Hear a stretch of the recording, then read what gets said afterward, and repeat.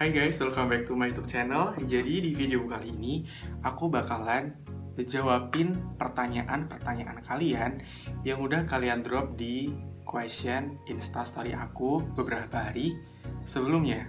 Aku udah punya beberapa pertanyaan dan akan aku jawab di video kali ini. Nah, tapi sebelumnya teman-teman harus subscribe dulu channel ini. Jangan lupa like, comment, dan share ke teman-teman kalian yang juga pengen masuk ke Universitas Gadjah Mada teman-teman. Oke, pertanyaan yang pertama dari Anindya ATMS.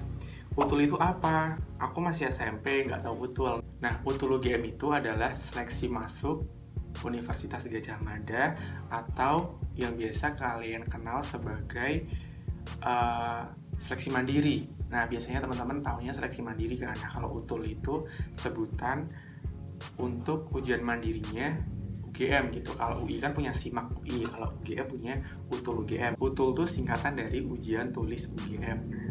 Gitu teman-teman. Jadi teman-teman kalau mau masuk ke UGM itu bisa lewat jalur UTUL ini selain SNM, SBM, dan PBU gitu. Pertanyaan kedua dari Aksita Averil. Kak, emang waktu UTUL kita bisa pilih prodi barunya UGM ya? Ya bener banget, tahun ini UGM buka prodi baru. Aku tahunya baru di Fakultas Teknik, itu Teknik Infrastruktur Lingkungan. Nah, teman-teman bisa pilih itu di pilihan UTUL nanti. Itu biasanya sih kalau prodi baru itu emang bisanya baru lewat UTUL UGM gitu. Nah, nanti tahun berikutnya itu baru bisa dipilih di SNM dan SBM gitu. Pertanyaan selanjutnya dari It's Me PC. Kak, UGM itu ada uang pangkal nggak? Nggak ada, jadi UGM itu bayarnya lewat UKT atau uang kuliah tunggal. Terus pertanyaan selanjutnya dari Ufarafu. Apa benar soalnya lebih sulit daripada soal UTBK? Nah, jujur aku lebih lebih ngerasa kalau misalkan soal UTUL itu malah lebih gampang dari soal SBMPTN. Nah, aku dulu ikutnya SBMPTN karena aku nggak ada UTBK kan kalau dulu. Jadi dulu tuh aku pernah ikut SBMPTN 2 kali dan UTUL 2 kali. Nah, kedua-duanya itu di 2 tahun itu aku kayak rasa kalau misalkan soal UTUL itu malah lebih mudah daripada soal SBMPTN, karena dulu di UTUL 2018 aku tuh ngerjain 90% soal UTUL. Nah, itu kayak bener-bener salahnya itu cuma 3-5 butir soal doang, karena dulu waktu selesai UTUL itu kan naskah soal dikembaliin kan, dikasih kita. Nah, sampai rumah itu aku cari tuh jawabannya, kan aku kasih tanda dulu kan di naskah soalnya biar bisa dipelajarin lagi. Nah, waktu sampai rumah aku lihat jawabannya A, B, C, apa D gitu kan. Ternyata itu bener-bener kayak bener semua. Ya gak bener semua sih, ya salah 3-5 itu tadi. Kayak emang segampang itu UTUL itu guys. SBMPTN susah banget sih, aku gak bisa ngerjain SBMPTN. Tempat UTULnya di mana mas? Kampus UGM-nya kah? Di gedung apa? Nah, dulu UTUL UGM itu ada di 5 lokasi. Ada di Jogja, Jakarta, Pekanbaru, Surabaya. Iya nggak sih? Pokoknya 5, nanti aku taruh di sini ya. Ada 5. Tapi di tahun ini, di tahun 2021 ini, itu katanya, rumornya dan kemarin infonya itu adalah lokasi UTUL itu cuma ada 2, yaitu di Jogja dan Jakarta. Nggak ada di kota lain. Cuma ada di 2 kota itu, di Jakarta dan di Yogyakarta gitu. Terus dia tanya lagi nih, bisa ambil berapa prodi mas? Kalau UTUL itu ada 3 prodi dulu ya, tapi aku nggak tahu di 2021 ini, aku lupa deh. Kemarin aku udah ngasih info kayaknya berapa prodinya, juga 3 deh. Kayak 3 deh. 3 pokoknya, pilihan pertama, pilihan kedua, pilihan ketiga. Nah, urutan pilihan prodi itu menunjukkan prioritas kalian gitu. Terus selanjutnya adalah UTUL Sosum tersulit waktu subtes apa kak? Nah, subtes yang paling susah itu tergantung dengan kemampuan masing-masing. Misal aku lebih jago di ekonomi, sosiologi, di geografi gitu. Nah, nanti yang lain susah. Nah, mungkin teman-teman bisa merasakan yang berbeda gitu. Misal teman-teman malah lebih unggul di yang lain, yang misal aku nggak unggul, teman-teman malah unggul gitu. Nah, sulit enggaknya tuh ya tergantung ke kemampuan kita masing-masing. Tapi kalau aku, jujur aku paling susah itu ada di matematika dasar dan bahasa Inggris. Itu kayak ya tahu sendirilah madas kayak gimana, dan anak IPS ngerjain madas tuh ya susah gitu loh guys. Terus ada pertanyaan dari Hamfrid, Kak, Utul lebih mengutamakan penghasilan orang tua di atas 5 juta, bener nggak sih Kak? Salah banget. Jadi Utul itu sama kayak SBMPTN, intinya tuh sama persis. Nggak ada yang bedain. Utul tuh nggak ada uang pangkal, nggak ada ngelihat kamu dari keluarga kaya apa miskin tuh nggak. Jadi literally bener-bener diambil dari skor kalian. Kalau skor kalian masuk ke daya tampung, maksudnya misal daya tampungnya 5, nah kalian masuk ke ranking 5 itu ya kalian lolos. Kalau misalkan kalian nggak lolos, ya berarti ya memang itu skor kalian tuh rendah gitu. Gak bakal dilihat kamu dari keluarga kaya apa miskin tuh nggak. Santai guys.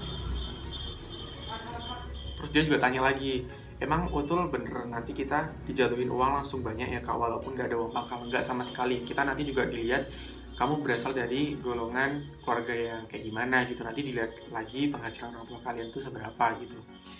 Pertanyaan dari Nandini, jurusan yang di Utul syaratnya kayak SBMPTN ya? Iya bener banget. Pokoknya teman-teman besok di Utul itu syarat dari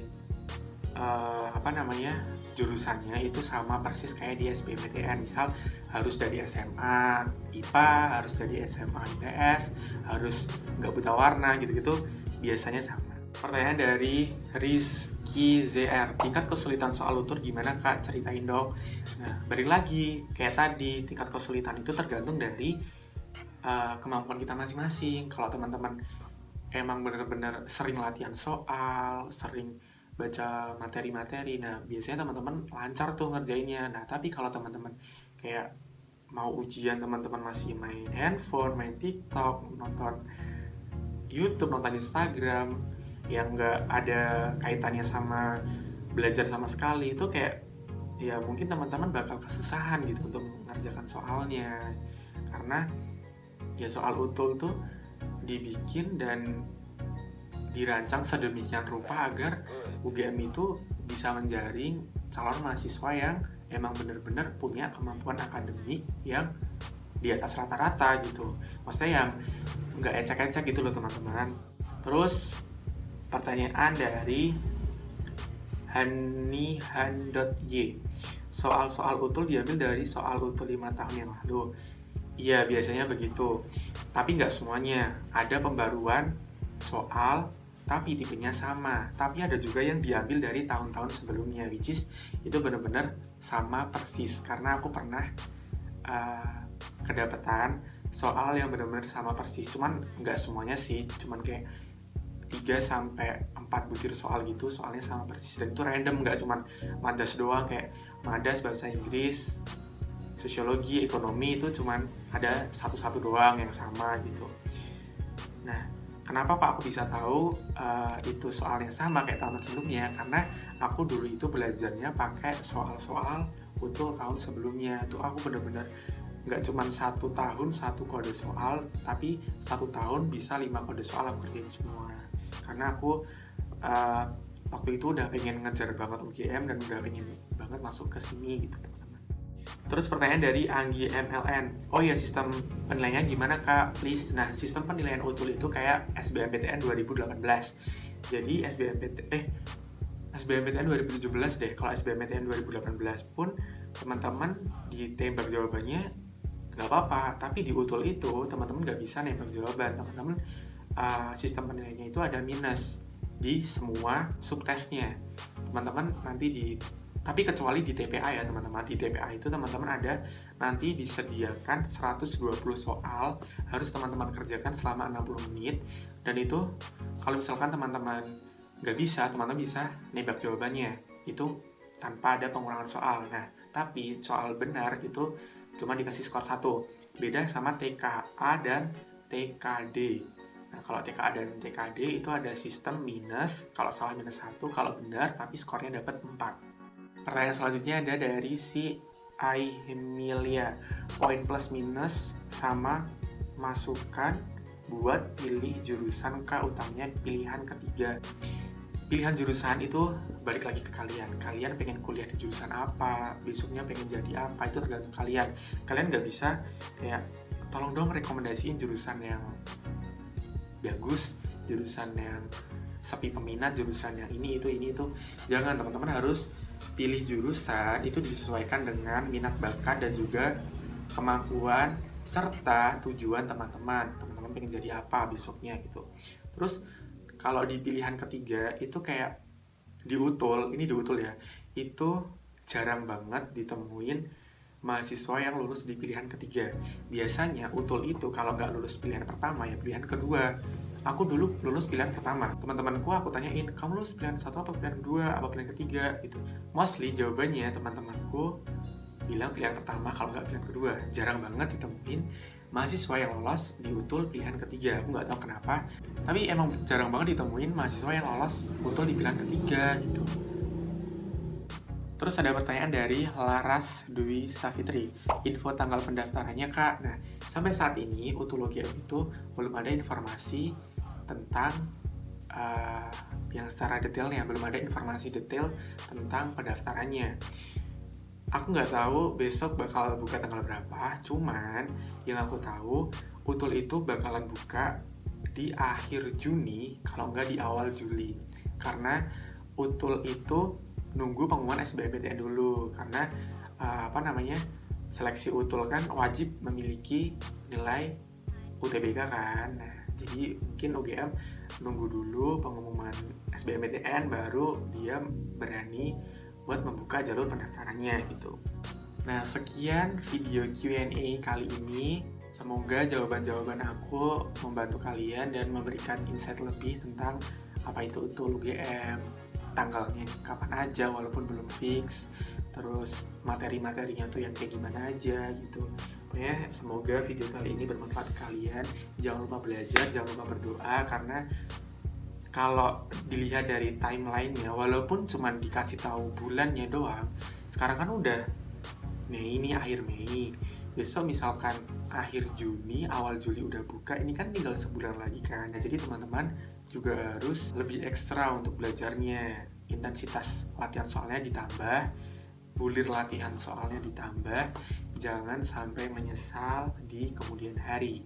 Oke, jangan lupa berdoa juga, minta restu ke orang tua, bersedekah juga, terus minta doa ke orang-orang yang emang dianjurkan untuk dimintain doa, misal orang-orang yang nggak punya gitu, orang-orang yang emang membutuhkan itu, biasanya doanya itu kan manjur kan. Nah, teman-teman mintalah doa ke mereka biar teman-teman didoain agar lolos, karena aku dulu pun kayak gitu, mendekati hari H aku sering minta doa ke orang-orang yang sekiranya membutuhkan, sekaligus memberikan ya semacam bantuan sedikit gitu, yang penting kan ikhlas gitu kan. Oke, jangan lupa like, comment, subscribe, dan tunggu video-videoku selanjutnya. Bye-bye.